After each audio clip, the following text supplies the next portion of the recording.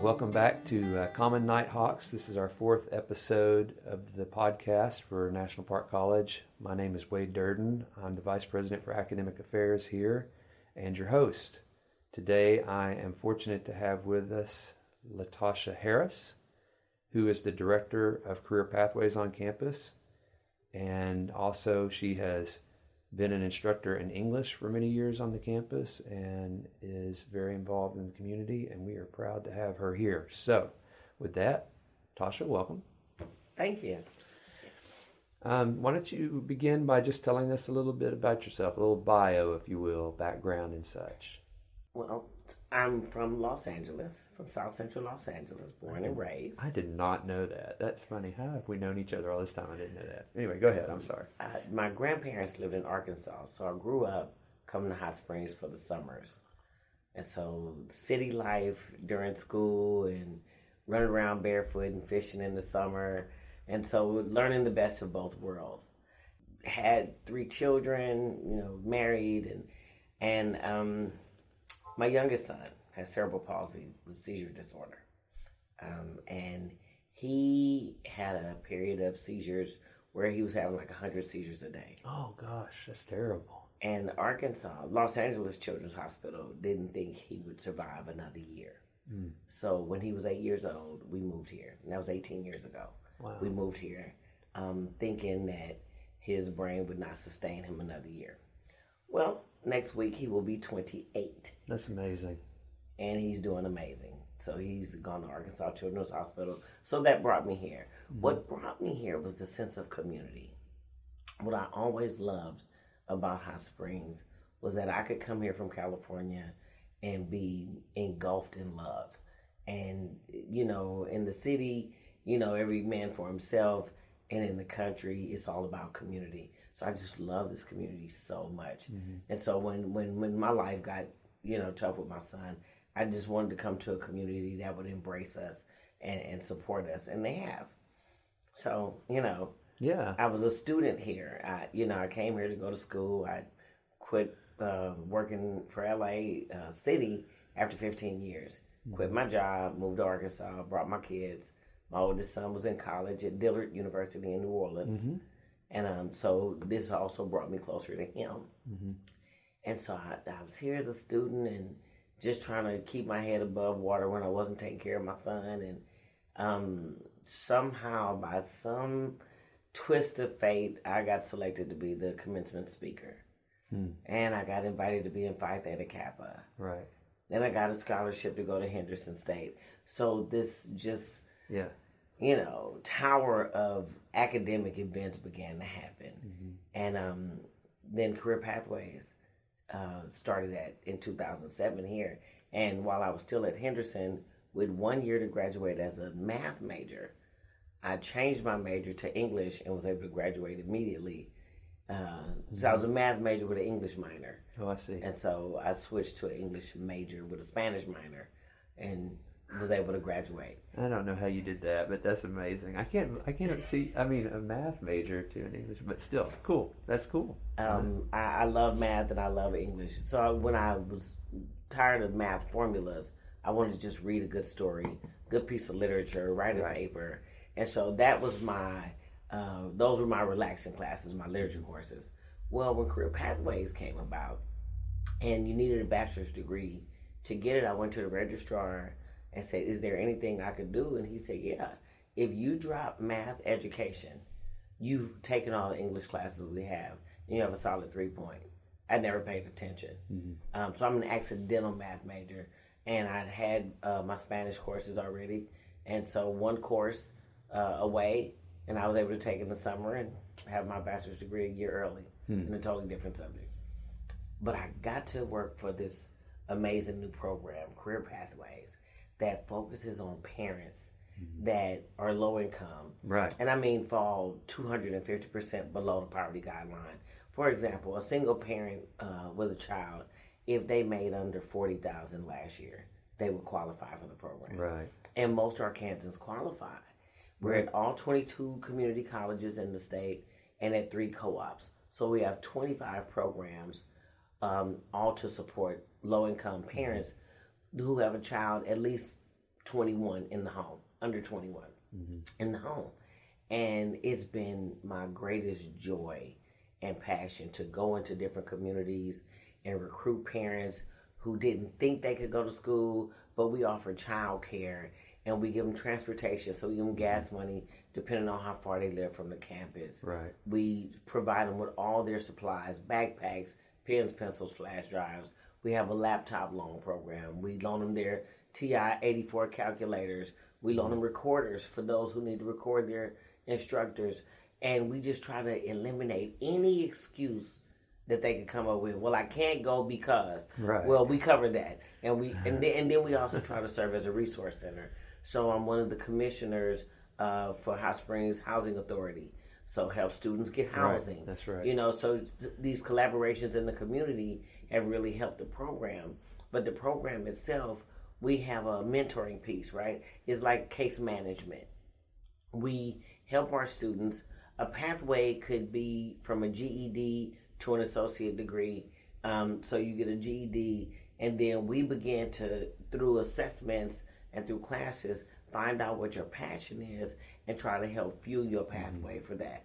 So, for example, a nursing student who may start at a GED and then get a CNA and then get a LPN, technical certificate, and then Associate of Science in Nursing. And so we help them all the way through to graduation. And then one of the perks for me, my favorite day of the school year is graduation. Yeah. Because we get to wear our cap and gowns and regalia with the students and celebrate with them their great achievements. And so we've been here 13 years now, and I love it so much. But you didn't start out as the director of that program, right? Did you just start working in the program? And then I started out as community outreach coordinator. Mm-hmm. Okay, right. So my job was to go around the community, introduce myself to business and industry, and have meetings with them and find out from them what would it take for these parents to stand out in an interview. So took advice from them and built our classes around the needs of the employers. But then we also went to communities and churches and, you know, on the radio to get the word out to the parents, to come to campus, trust us, we can take care of you, we can help you. And not all parents make it, but in the last 10 years, over 93% of the students who've gone through our program are now working in their chosen fields.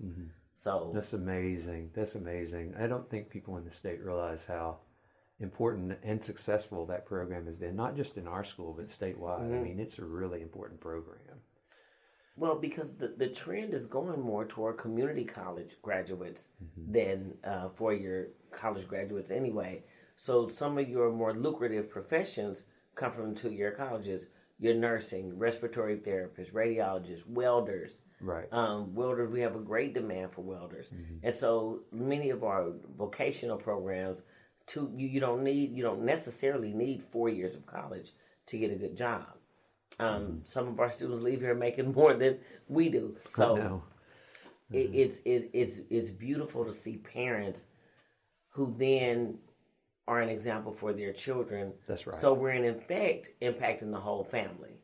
And so to have students graduate and then have their kids come and celebrate them and to see them go from government assistance to self-sufficiency is just an awesome everyday experience.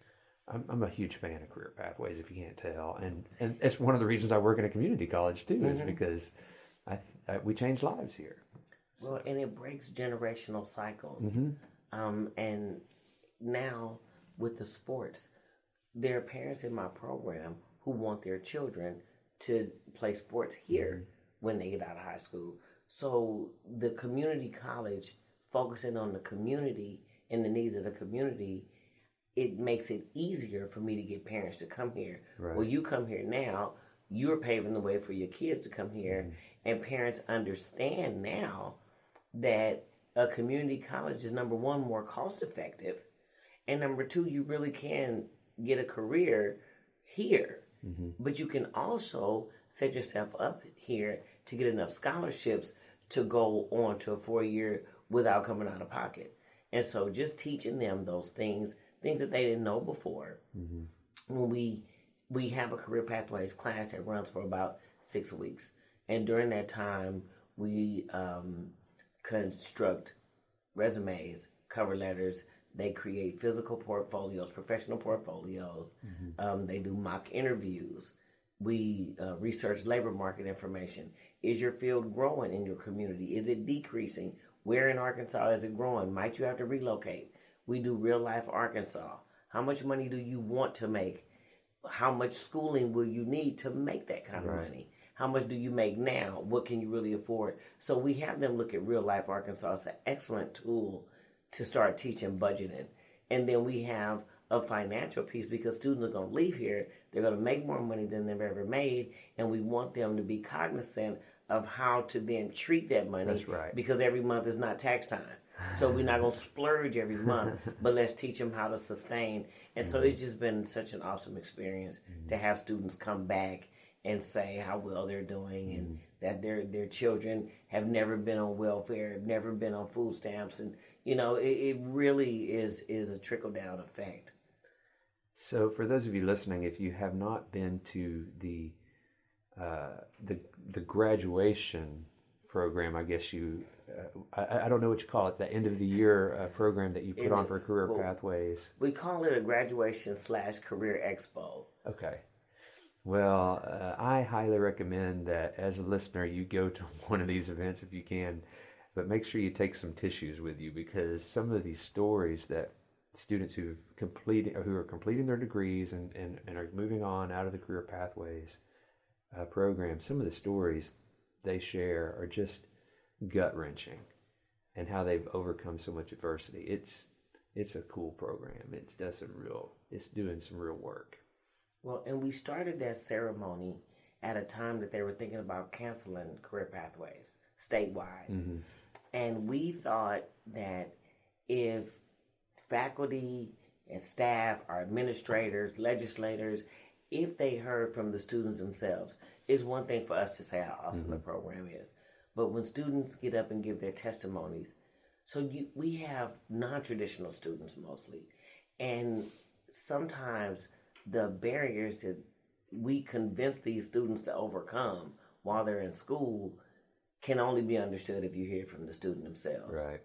And so that's why it's been so successful, because the students are the star of the ceremony. And that's the point that they get to give their testimony before they leave campus, you know? Yeah, it's really powerful. So what do you think is, or who, I guess, has been the biggest influence on who you've become? I would say that the biggest influence would have been, as an instructor, Jim Castaldi, who used to work here. That's right. He was our intro to education instructor, and he taught us during intro to education about service, and that our jobs are more a service to the students than anything. So he's trying to prepare new teachers, and he's telling teachers, if you're going in with an attitude that the students should do this, you're not going to be successful. But if you go in with the attitude of let me show you how to do this, it becomes totally different. So it starts the conversation and it bridges. And I think that was the best piece of advice he could have given me. But over the years, I would come visit him and he would always say, well, this is what kind of instructor you are. This is just who you are. This is who you were as a student. And so trying to stay consistent and being a servant always. What makes my job easy is that I want to change every student's day. I want them to be a little bit better when they walk out of my office than when they came in. And because of Mr. Castaldi kind of teaching that in a very indirect way, he taught us, but he always talked more about the whole person than the theories of the introduction of education. Right. So we had the textbook, but there was a side teach always going on. Dr. Randy Pausch calls it a head fake in the last lecture. It's a head fake. And so him teaching us how to be better people as we became teachers had to be the most powerful thing I experienced. It's my greatest influence. That's really great. I know Jim would be pretty proud of that you recall that memory. it's good to have. I mean, first of all, that says that says a lot just about teaching, which is something I always come back to in these podcasts. Being in the classroom and how to be a servant in the classroom is important, I think. Well, one of the things that I really do to practice that principle is I never choose my reading list before I meet my students. Oh. I meet my students. I ask them what their favorite genres are. And so when I create the reading list, I then go through my textbook. I consider every culture in my class. Mm-hmm. I consider every genre that they considered. Because I think if the student sees themselves somewhere in the class, it just brings a connection. So it's that connection that when they see themselves on the reading list, they know that the teacher considered them. Right. And so for students to always know that I'm thinking of you and I'm considering you, and to make you your best self depends on your cultural experience. So I have to consider that as a teacher. And so I build my assignments around those things. But the very first assignment I teach, whether it be Comp 1 or Comp 2 or integrated reading and writing, is Helen Keller, 3 Days to See. Mm-hmm. So I challenge my students to spend, if it's one class they've had me for, spend 1 hour blindfolded, live in her shoes for 1 hour. If you take me for 2 classes, you have to be blind and mute because she had 3 disabilities. Right. Mm-hmm. So if you start with me from integrated reading and writing, you'll get all 3. Oh, you get all 3. Mm-hmm. That's interesting. Then you get earplugs on that 3rd one. but I find that that's the best paper of the semester because it's not about your writing ability. It's about your ability to think and then articulate that. Mm-hmm. So them getting to spend one experience in Helen Keller's shoes then makes them look at authors differently. They look at how the story, it just offers a different perspective. Then I can teach the class because I've taken away any barriers. Because once you are inhibited and you are in an experience you've never been in, you can't help but write from your heart. Mm-hmm. Now that I have your heart on the table, now I know what grammatical errors you need fixed. Now I know what conceptual things. Mm-hmm. Now I know. Now we can worry about the mechanics. Mm-hmm. First, I have to meet the person. Yeah, and that's really interesting. You know, we didn't cover that, but you've gone on and gotten your master's degree now, and teach on top of being in your director position. You teach for us on occasion as well, and I know we've had lots of students that have come through your program who enjoy your classes, and I can see why. I mean, you're passionate about that, just like you're passionate about everything. You're a passionate person. About school. I just love school and everything about school. Right. How many students do you think you have in career pathways annually? Between 125 and 150. Yeah, so that's a big impact over 13 years. That's a lot of people that you've touched that way. And then you include the students in your classes who aren't all the same. I mean, that's kind of humbling when you take a second and consider just that human experience and impact that you have. Speaking of experiences, let's move on. I want to ask you a question. Is there a particular experience that you've had here at the college that you think others would enjoy? I mean, it can be something funny or anything like that. Just something that you would like other people to, something maybe you only know, but you'd like other people to know, or other people to know, or something that you remember. Well, not funny. My most impactful moment here. Mm-hmm, that's fine. My youngest son was disabled, and it was the day I had to do presentations. Mm-hmm. Actually, there are 2 presentations I want to tell you about. Had a presentation to do, but my son was having too many seizures to stay at school. Mm-hmm. And I called my instructor, because I was never one to offer excuses as to why I could not do my work or could not be where I needed to be. So I called him and said, I'm going to show up, but I have my son with me, so I may have to leave right after. Right. And my friends knew that my son's seizures were triggered by light. And when I showed up to class, they had put black construction paper on all the desks. And 2 students, 2 of my classmates, sat on each side of him and took care of him while I was able to do the presentation. In classes, what I hope students get the opportunity to do in working in groups and getting to know people is to understand how important that support is to one student. And so that left an indelible mark on me. That students cared enough to do that. You know, they had dimmed the class, they had dimmed the lights, they had done everything they could to make it light enough for me to present and dark enough for him. And I just thought that was above and beyond. Right. That's amazing. Well, and that's one of the great things about this college. And I'm sure other colleges have similar experiences, but I mean, we really have that culture, I think. You said you had a second experience too. What was that? So I was giving a presentation one time, and one of my peers was looking at me saying, "There's something on your shirt," and I'm definitely afraid of anything crawling and moving, and so I looked down, and there it was, and I began to beat myself, and the class starts laughing hysterically, and it was a ladybug. Oh, and then I had to get the composure. Did not change the timing of my presentation. Had to gather everybody back together, bring the class back to composure, and finish my presentation. And I learned at that time how to lose control and gain control very quickly. Yeah. And so, you know, where students freak out if something happens, it was a really funny thing. And for as nervous as I was still able to pull everybody back together and finish the presentation in a allotted amount of time, you know. But just those things, those funny things where you can laugh at yourself and grow from. Yeah, you know. Absolutely. I want to backtrack to one of your earlier comments. You said that you're not the kind of person to really make excuses or ask for help when you really actually do need it, and you deal with a population of students that probably are exactly the same way. So what do you say to them? You know, because sometimes you've got to ask for help. Sometimes you need help, and you know, how do you coach them on that? So I in academia, I always ask for help. I spend a lot of time in the tutoring lab.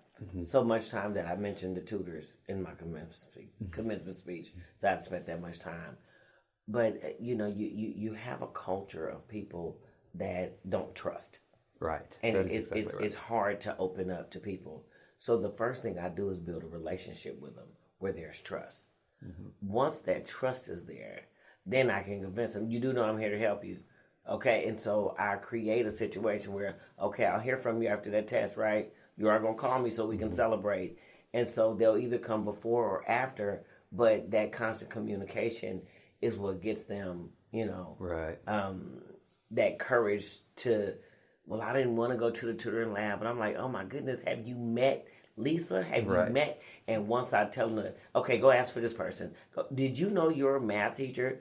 Because some of the math teachers are tutors themselves. That's right. And so I had a student, do you know what time your teacher is available? Go at this time. So I try to be that resource so that before they can lose trust, I give them something else to trust. Right. And I think trust is what builds that. I agree.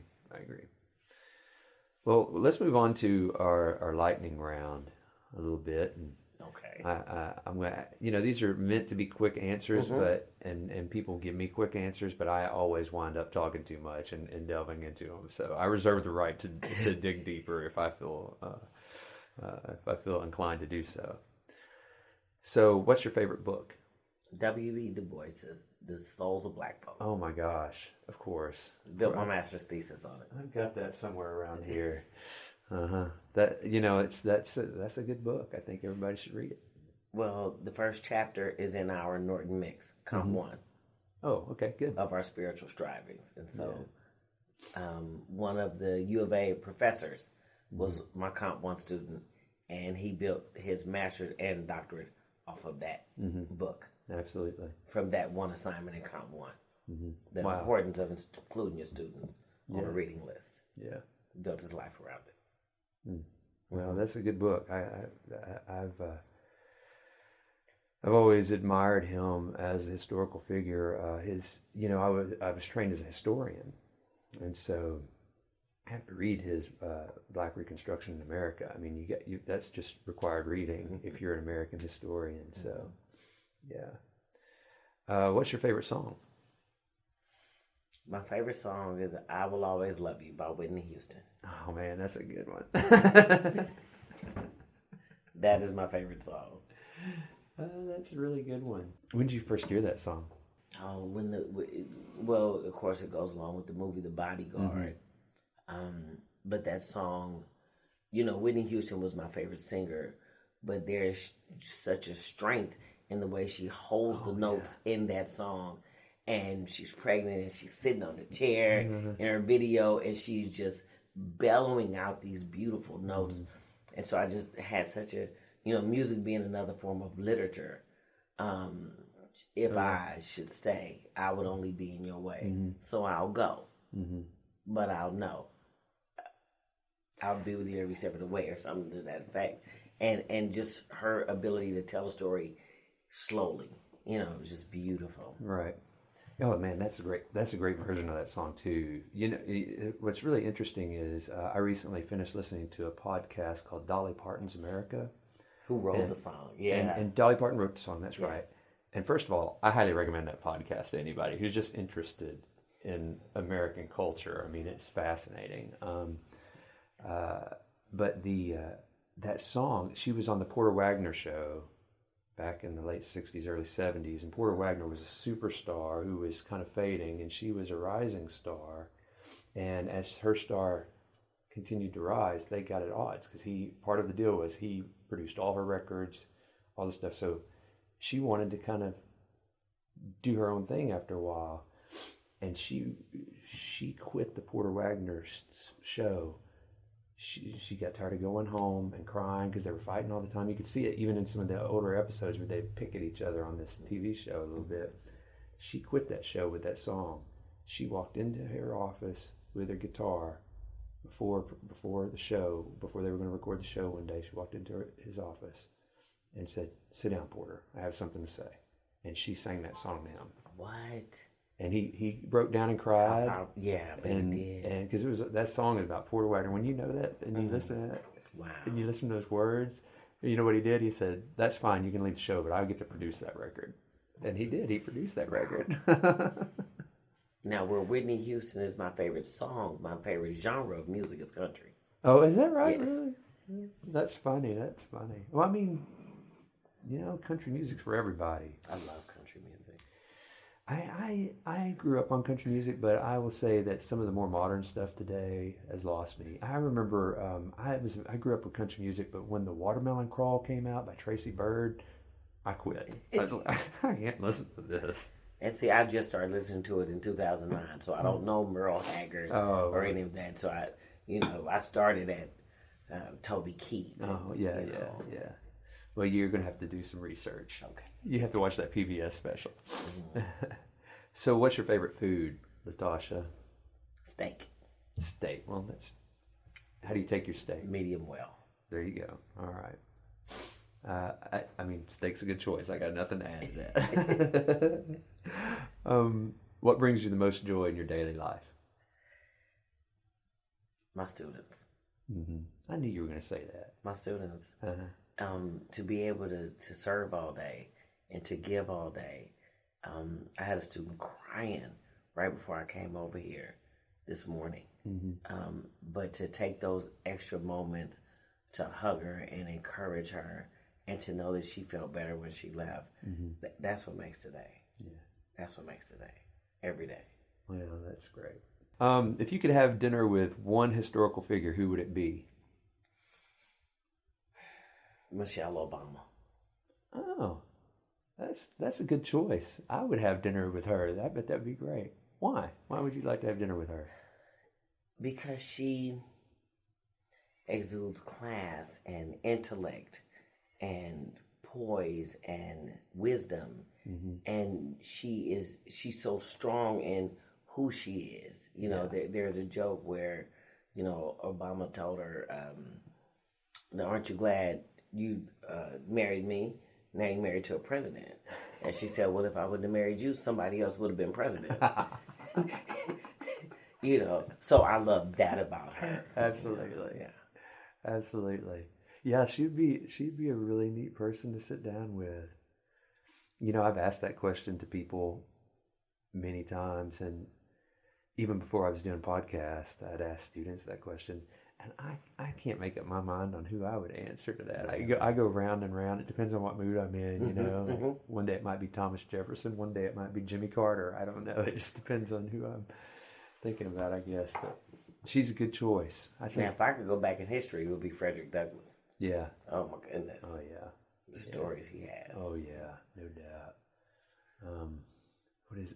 I'm gonna beat myself up for forgetting the title of that. But what to a slave is the 4th of July, or whatever that. Yes. I don't think. Wrote research.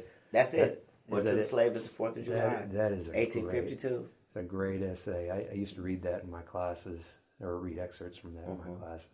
That's a powerful one. Yes, I did a paper on it, looking at logos, ethos, and pathos in that essay. So good. I know, it's a really good one. Well, Latasha, it's been a pleasure chatting with you today. Anything you want to add before we say farewell?